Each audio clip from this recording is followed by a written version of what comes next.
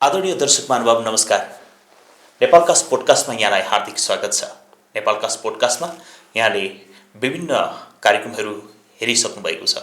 यस्तै आज पनि एउटा फरक विषयको र फरक व्यक्तित्वसँगको जीवन अनुभवका कुराहरू म लिएर आएको छु। आशा छ यहाँले हामीलाई हेर्नुहुनेछ, मन पराउनुहुनेछ अनि सँगसँगै यहाँले प्रतिक्रिया पनि दिनुहुनेछ। आज हामी स्पेशल होटल व्यवसायसँग सम्बन्धित भएर कुराकानी गर्नेछौँ।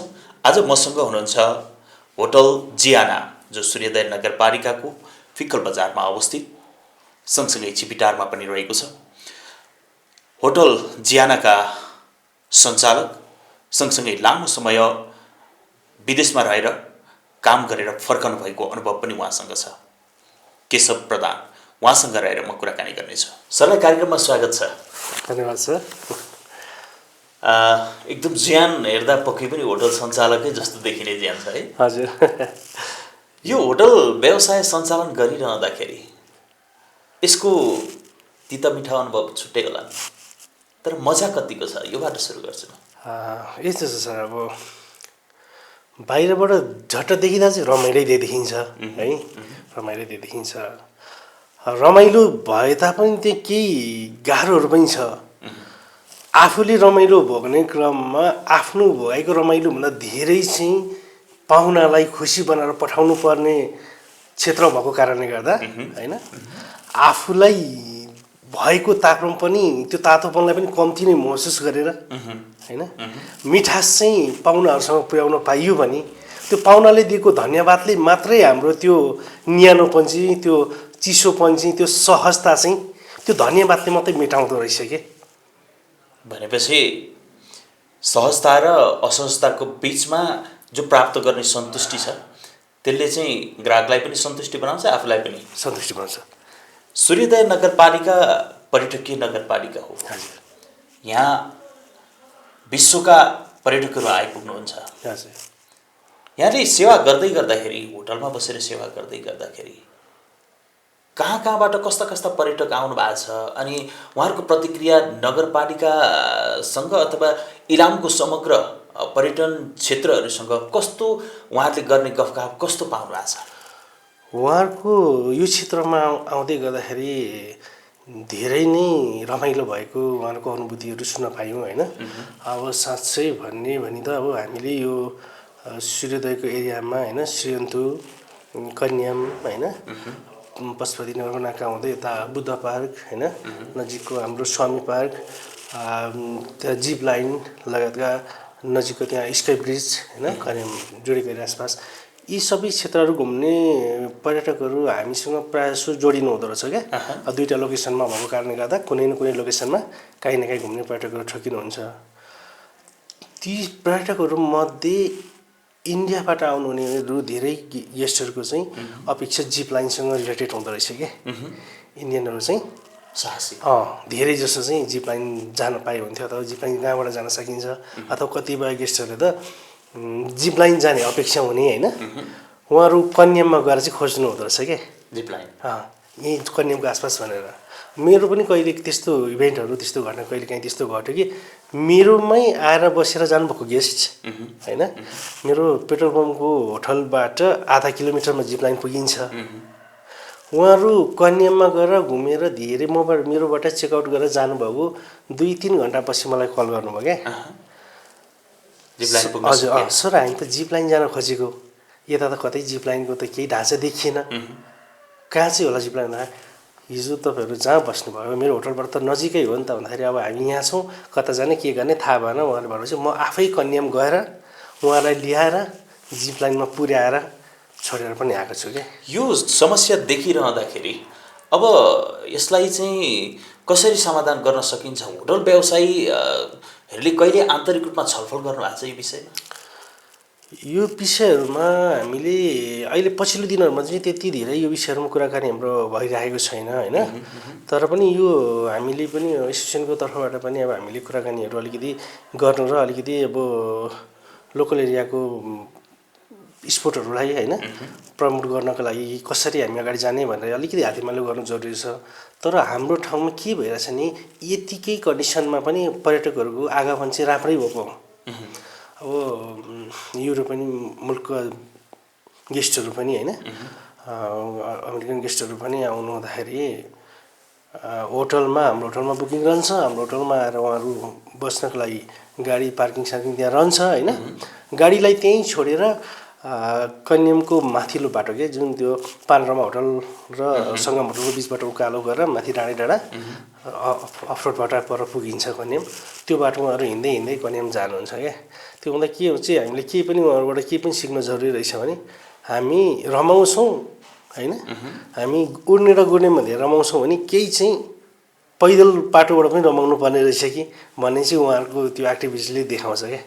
तपाईँ होटल सञ्चालन गरिरहँदाखेरि एउटा अन्तर्राष्ट्रिय स्तरमा पुगेर अन्तर्राष्ट्रिय होटलमा चाहिँ आफ्नो सिप अथवा चाहिँ त्यहाँबाट हासिल गर्ने ज्ञान पनि लिएर आउनुभयो होइन। सेफ एउटा चाहिँ उत्कृष्ट सेफ पनि हुनुहुन्छ।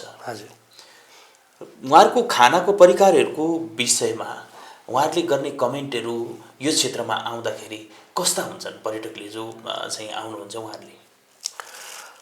उहाँहरूले हामीले दिएको सेवालाई अब यो हाम्रो ठाउँबाट होइन कन्याम एरियाबाट यो ठाउँबाट पनि यतिको सेवा प्रोभाइड हुन्छ होइन। यतिको सेवा चाहिँ हामी पाउन सक्छौँ यो ठाउँमा पनि भन्ने चाहिँ आशा गरे भन्दा चाहिँ बेटर पनि पायौँ भन्नेसम्म पनि कमेन्टहरू छन्। हामी यो सेराफेरीमा आउँदै गर्दा घुम्दै गर्दा होइन सेवा त पाइन्छ तर यो लेभलको सेवा हामी चाहिँ यो ठाउँबाट पाइन्छ होला भन्ने चाहिँ आशा थिएन। तर पनि तपाईँहरूकोबाट यो सेवा हामीले पाउन सफल भयौँ। हामी खुसी छौँ होइन। र भोलिको दिनमा पनि हामीसँग चिने जानेको गेस्टहरू यो ठाउँमा आउनुहुन्छ कोही भने हामी खुलेर पनि तपाईँहरूको लागि रिकमेन्ड गर्न सक्छौँ भन्ने चाहिँ गेस्टहरू पायौँ हामीले। तपाईँ विदेशमा बसेको अनुभव तपाईँसँग छ? हजुर। कतारमा पनि बस्नुभयो? हजुर। होइन। अनि एउटा सेफको रूपमा कतारमा बस्दै गर्दाखेरि हजुर त्यहाँ बनाइने खानाका परिकारहरू र यहाँ नेपालमा जो आफै सञ्चालन गरेर बसिराख्नु भएको छ यो होटलमा बनाइने खानाका परिकारहरू सँग पर्यटकको तुलना गर्नु पर्यो भने कसरी गर्नुहुन्छ? यसमा चाहिँ कस्तो छ भने अब हाम्रो यो एसियन फुडहरू भनेको चाहिँ अलिकति चिल्लो पिरो तडक भडक अलिकति मिठासमा सम्बन्ध राखेर जाने खालको भयो होइन। अरबिक खानाहरू चाहिँ अलिकति चिल्लो पिरोबाट कम होइन अलिक कम राखेर अलिकति बोइली फुडहरू होइन बोइल गरेर गरिने अथवा चिल्लो पिरो अलिकति कम राखेर जस्तै अब हामीले इक्जाम्पलको लागि पिरो भनेर हामी अकबरे खोर्सानी चलाउँछौँ भने होइन एसियनमा अरबिकमा पिरो भनेर चाहिँ मरिचको धुलो चलाइन्छ क्या। दुई खालको ब्ल्याक पेपर र व्हाइट पेपर होइन। मरिचको धुलो चाहिँ उहाँको पिरो हो। अरबिक फुडको पिरो मरिचको धुलो हो। हाम्रो एसियनको चाहिँ अकबरे खोर्सानी अथवा लाम्चे खोर्सानी होइन यसरी चाहिँ हामीले प्रयोग गरेका छौँ। त्यो हुँदाखेरि के छ भने उताको पनि खानाहरू धेरैभन्दा धेरै आइटमहरू सेट हुन्छ बुफेमा होइन। पर्याप्त फ्रुटहरूको होइन कोल्ड किचनका सलाद आइटमहरू होइन स्विट सेक्सनको स्विटका आइटमहरू अनि हट किचनको खानाहरू होइन पर्याप्त हुन्छ। तर के हुन्छ भनेदेखि सबै कुरो त सबै ठाउँमा मिलिहाल्छ होइन। सबै फलफुलहरू सबै ठाउँमा उस्तै उस्तै नै पाइने हो होइन। त्यसलाई भनेको सामान्यतया भनेको प्रेजेन्टेसन गर्ने र प्रोभाइड गर्ने होइन आफूले कसरी दिने र कसरी सजाउने भन्ने मात्रै फरक हो। त्यसको स्वाद लगभग सबै ठाउँमा मिल्दोजुल्दै हुन्छ। तर फरक चाहिँ मात्रै के हो भने हाम्रो विशेष गरी चाहिँ मसलामा हो क्या।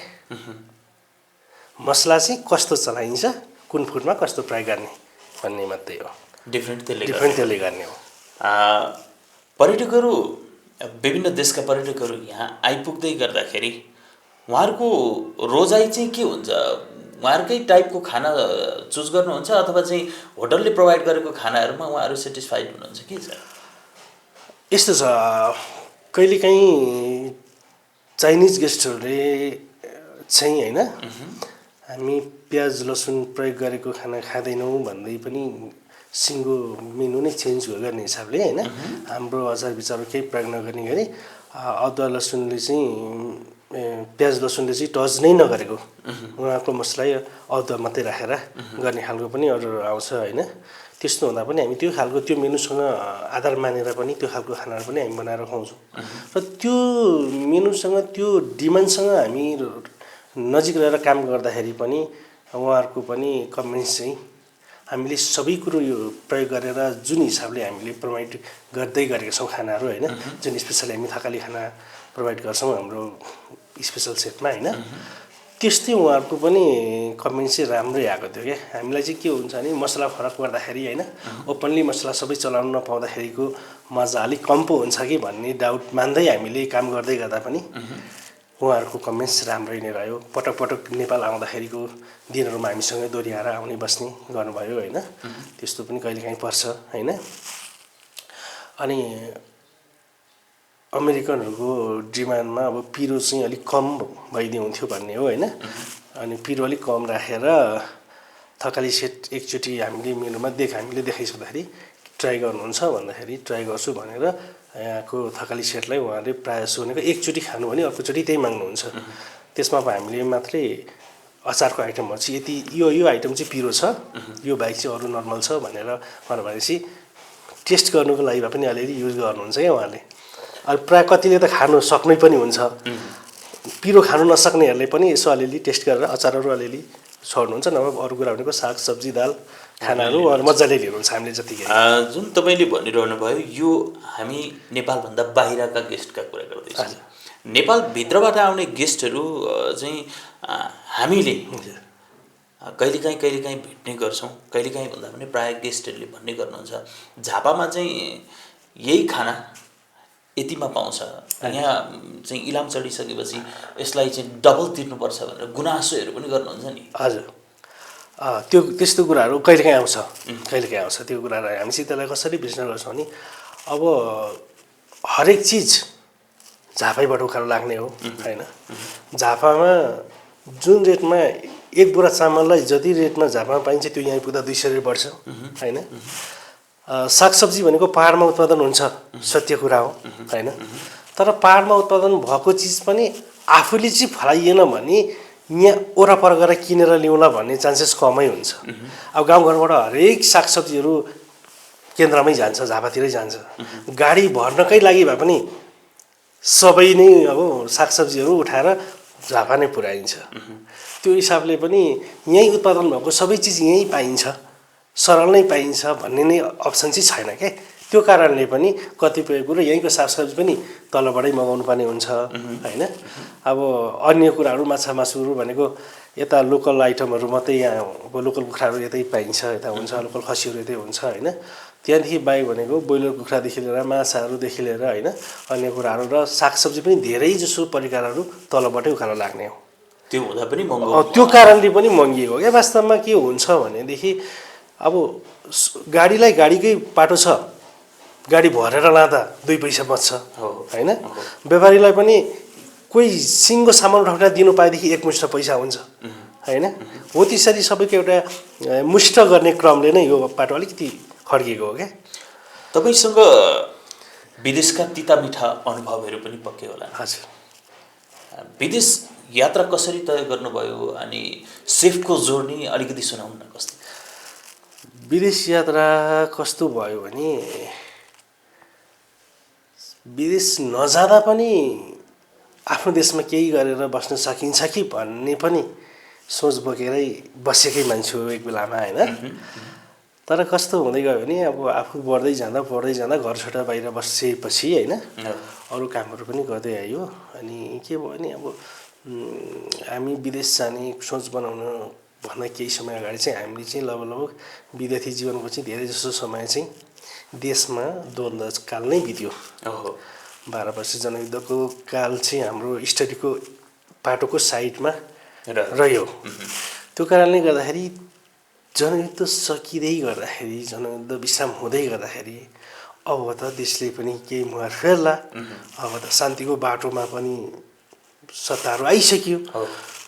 देशमा केही हुँदै गर्दा हामीले पनि विदेशमा गएर केही थप सिप शिक्षा लियौँ भने पछिल्लो दिनमा आफ्नो देशमा केही गर्नको लागि थप सपोर्ट मिल्ला होइन।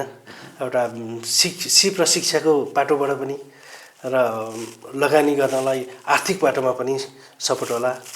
आफ्नो देशमा भोलिको दिनमा उमेर ढल्केर चाहिँ देश छोड्न नपरोस् भन्ने हिसाबले चाहिँ त्यो बेलामा विदेश जाने सोच बनायौँ। अनि अब यता सेफको जुन चाहिँ कस्तो भयो नि, अब नेपालमै हुँदा पनि यो पाटोमा रहेर टचमा रहेर काम गर्दै गर्दाखेरि होइन होटल सेक्टरलाई अँगालेरै नै अगाडि बढ्दै गर्दाखेरि किचन डिपार्टलाई अब निहाल्ने मौका भयो कि किचन डिपार्टको केही आइटमहरू आफूले जानिसकेपछि होइन अनि बाहिर पनि त्यो पाटोमा गएर थप सिक्ने मौका पनि भयो क्या केही कुरा जानेकोले गर्दाखेरि उहाँ पुग्ने खुड्किला बन्यो अवसर मिल्यो त्यो अवसरले त्यहाँ पुर्याइसकेपछि यहाँभन्दा अलिकति फरक मेनु अलिकति फरक काम भए पनि अब साथीहरूसँग हातेपालो गरेर होइन आज भोलि भन्दै 2-4 दिन 15 दिन 22 दिन 1 महिना 2 महिना अलिकति असहज भयो होइन नयाँ ठाउँमा नयाँपनमा अलिकति असहज त हुन्छ तर त्यो असहजलाई चाहिँ यो हाम्रो जिन्दगीकै इक्जाम हो भन्ने बुझेर चाहिँ प्र्याक्टिसलाई नै अगाडि बढाएर निर्धारित समयभन्दा बढी समय पनि कम्पनीमै खर्चेर गर्दै जाँदाखेरि करिब करिब 6 महिना बित्दासदेखि त हट किचनको आफूभन्दा सिनियर सेफ नै बिदा बस्दाखेरि पनि त्यो किचन धाल्न सक्ने चलाउन सक्ने भएर काम गरेको थिएँ है त्यो कारणले पनि धेरै सपोर्ट भयो क्या मैले कहिले पनि घडी हेरेर होइन मेरो टाइम छ मेरो ड्युटी जानुभन्दा अगाडि पुग्नु हुँदैन मेरो टाइम छ अथवा मेरो ड्युटीको टाइम सक्यो मैले अरू काम सपोर्ट गर्नुपर्छ अरू काम अगाडि मेरो जिम्मेवारीको रूपमा हो भनेर मैले कहिले पनि केयरलेस गरिनँ कि आफ्नो पाटो सकेर पनि जस्तै आफ्नो हट किचनको काम सकेर फ्री हुँदाखेरि कोल्ड किचनमा के काम छ होइन सघाइदिने उता स्विट सेक्सनमा के काम छ सघाइदिने होइन अब स्विट सेक्सनको मान्छे कोही एब्सेन्ट छ भने आफूले जानेको 2-3 आइटमहरू आफ्नै कामको बिचमा पनि गरिदिने गरेको कारणले गर्दाखेरि मलाई त्यहाँ अरू पनि सपोर्ट मिल्यो क्या सिक्ने अवसर तिरै भयो क्या यता हट किचनको त मेन भइहाल्यो म हट किचनमै गएको हो होइन अनि हट किचनमा काम गर्दा गर्दा यता स्विट सेक्सनको पनि केही कामहरू गर्ने सिक्ने मौका भयो होइन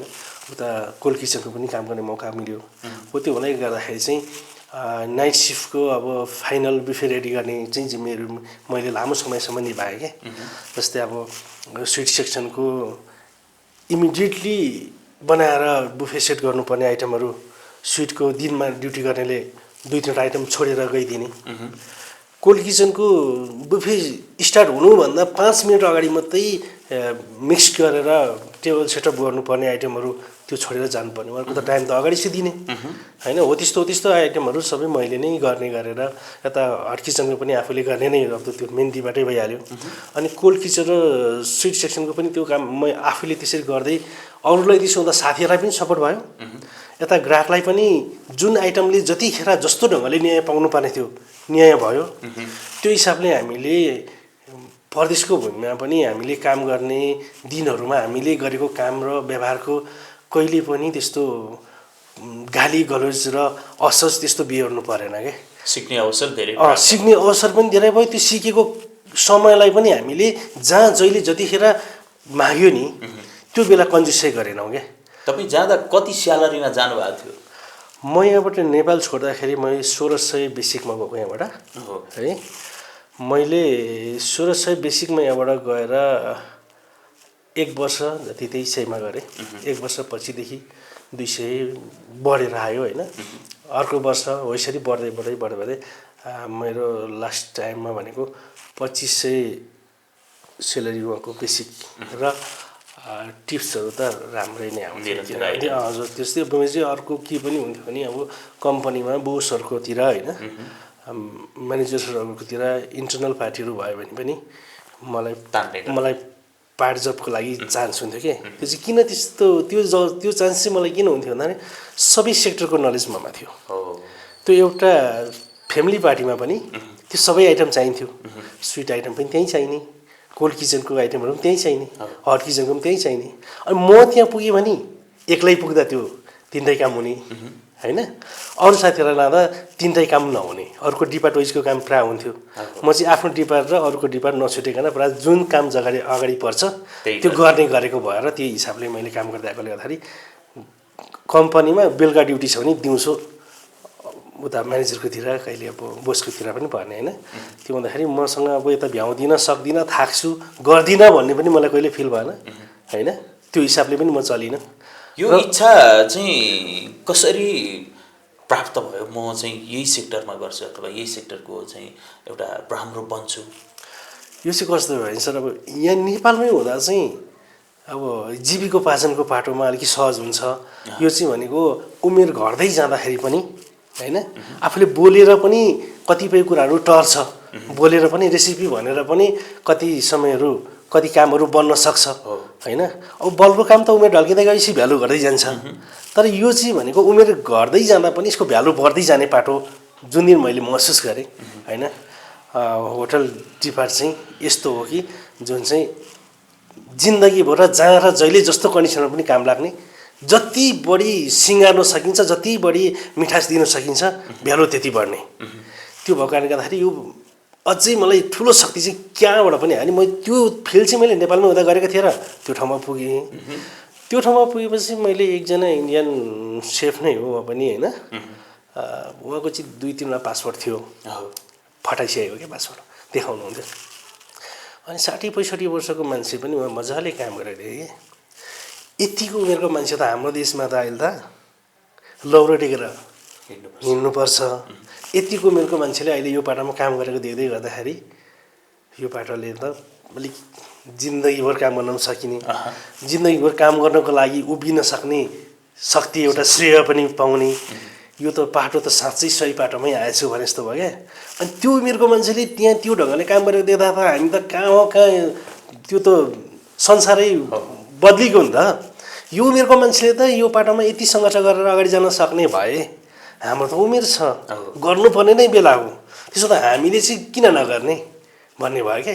भन्ने हिसाबले पनि ऊर्जा झन् थपियो। अनि यो उमेरको मान्छेले यहाँ आएर यतिको गर्न सक्छ भने हाम्रो त गर्नुपर्ने ठ्याक्कै बेला छ। अनि हामीले यो बेलामा कन्जुसै गर्नु हुँदैन, हामीले कम्ती गर्नु हुँदैन भन्ने चाहिँ त्यहाँबाट पनि श्रेय मिल्यो क्या। त्यो भएर पनि हामी काम धेरै गर्ने। अहिलेसम्म हामीले भोगाइका कुराहरू सुन्यौँ। हजुर। अब हामीसँग समय पनि कम्ती छ, धेरै कुरा गर्न बाँकी नै छ। हामी एउटा ढाँट्न नमिल्ने सेगमेन्ट भन्ने छ हामीसँग, त्यसमा चाहिँ हामी सटिक क्वेसनहरू राख्छौँ। तपाईँले सटिक रूपमा त्यसलाई आन्सर दिनुहुनेछ भन्ने अपेक्षा छ। हामी त्यो सेगमेन्ट खेल्छौँ। यहाँको जीवनका अनुभवहरू हामीले धेरै सुन्यौँ। अब तपाईँले अवसर पाइरहनु भएको छ, होटल सेक्टरमा कहाँसम्म पुग्छु अथवा के गर्छु भन्ने उद्देश्य बनाउन आज? होटल सेक्टरलाई चाहिँ मैले मेरो जिन्दगीको अन्तिम अवसरमा पनि यही पाटोमा रहेर काम गर्छु भन्ने नै सोच बनाएको छु मैले। कुनै दिन ग्राहकसँग झगडा गर्नु परेको छ? ग्राहकसँग झगडा गर्नु परेको छैन मैले। ग्राहकहरू बिचमा भएको झगडा स्याहार्न परेको छ होइन, तर आफू र ग्राहक बिचमा प्रत्यक्ष झगडा भनेको अहिलेसम्म भएको छैन। बार्गेनिङ हुँदैन? यो चिज चाहिँ अलिक कम गरिदिनु अथवा यसमा चाहिँ महँगो भयो यो टाइपको? कोही कोही बेला त्यस्तो कुराहरू आउँछ होइन, महँगो भयो भन्ने कुरा आउँछ। अनि यसमा अब हजुरले यो विषयलाई चाहिँ मैले जस्तै अहिले महँगो भयो भन्दै हुन्छ, तपाईँलाई मैले सक्ने डिस्काउन्ट गरौँला, ठिक छ। तर हामीले के चाहिँ गरेका छौँ भने ग्राहकलाई महँगै खुवाउनुपर्छ, ग्राहकलाई लोटै पारौँ होइन, हामीले चाहिँ कमाउनुपर्छ, ग्राहकलाई चाहिँ असहज हुनुपर्छ भन्ने हाम्रो मान्यता होइन होइन। ग्राहकको अपेक्षा के छ होइन, थोरै पैसाले पेट भर्ने अपेक्षा गरेर आउनु हुँदा पनि हामी थोरै पैसामा पेट भराएर पनि पठाउँछौँ। अलिकति केही सहज बेहोरौँ, मिडियम पैसामा मिडियम लेभलको रमाइलो गरौँ, खानापिना लिउँ भन्दा पनि त्यो लेभललाई पनि हामी नियोजित नै गर्नेछौँ। र अलिक हाई लेभलमै गएर अलिकति राम्रै सेट उपलब्ध भइदियोस्, अलिक बरु पैसा 2-4 पैसा परोस्, तर हामीले राम्रै खाना खाएर मजाले नै रमाउन पाउँ न। परिवार लिएर पटक पटक घुम्न हिँडिँदैन, हिँडेको बेलालाई मेमोरियल बनाएर जाउँ न भन्ने अपेक्षा गर्नु भने त्यो लेभलको खाना पनि हामी प्रोभाइड गर्छौँ। उहाँले अपेक्षा चाहिँ सुनाउनु पर्यो होइन। हामी यो ढङ्गको आशा छ होइन, के गर्न सकिन्छ कसो गर्नुहुन्छ भन्दाखेरि न्यून पैसामा पनि हामीले उचित खाद्यान्न हामी प्रोभाइड गर्न सक्छौँ। तर त्यो चाहिँ के भने मान्छेको अपेक्षा चाहिँ आउनु पर्यो, अपेक्षा अनुसारको हामी प्रोभाइड गर्ने हो। त्यो हुँदाखेरि त्यसरी झगडा गर्नु परेको छैन। जस्तो तपाईँले अन्तर्राष्ट्रिय स्तरमा पनि सेवा दिनुभयो, यहाँ पनि सेवा दिइरहनु भएको छ। अब यो दुइटैको कम्बाइनेसन गरेर तपाईँले हेर्दै गर्दाखेरि सूर्योदय अथवा हाम्रो क्षेत्र, हाम्रो देश नेपालभित्र चाहिँ त्यो अन्तर्राष्ट्रिय स्तरको होटल बनाउन कस्तो चाहिँ नीति कार्यक्रमहरू बनाउँदाखेरि हुन्छ होला जस्तो लाग्छ, के छ? त्यो लेभलको होटलहरू यता निर्माण गर्नको लागि चाहिँ अब हाम्रो देशले होइन